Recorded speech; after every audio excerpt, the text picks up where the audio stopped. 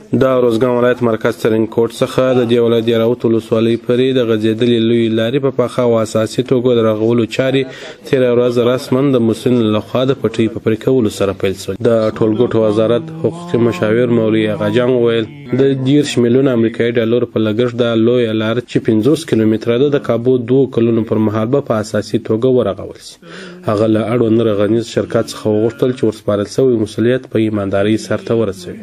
اغاجان وایي د ټولګټو چارو وزارت لخوا د مهال د هیواد په بیلابیلو برخو کې د 300 لویو وړو پروژو چارې روانې دي. خلک انتهایی ډیر خوشاله دي او د کار ته تقریبا د کلونو راځي انتظار استری دي چې په څنګه ترتیب باندې قرارداد سوي په هغه ترتیب باندې خپل کار انجام کړي.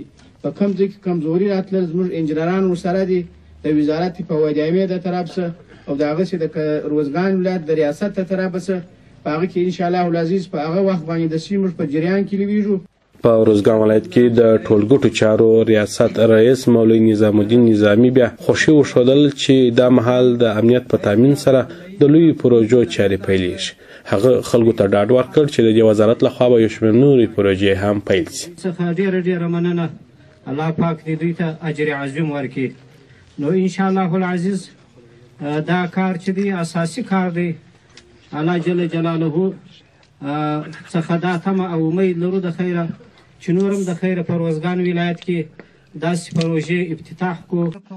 د دې پروژې پلي کوونکي شرکت یو تن مسؤل حکیم الله وفا وویل دا سړک د 9 متره سور په درلودلو سره 50 کیلومتره په اساسي توګه رغول کیږي. وایي دا پروژه به د 22 میاشتو په موده کې بشپړه او پکې سلګونو کسانو ته به د کار کولو موقع هم برابر شي. خلک بیا خوشاله دي چې د سړک د رغولو چارې پیل شوي دي.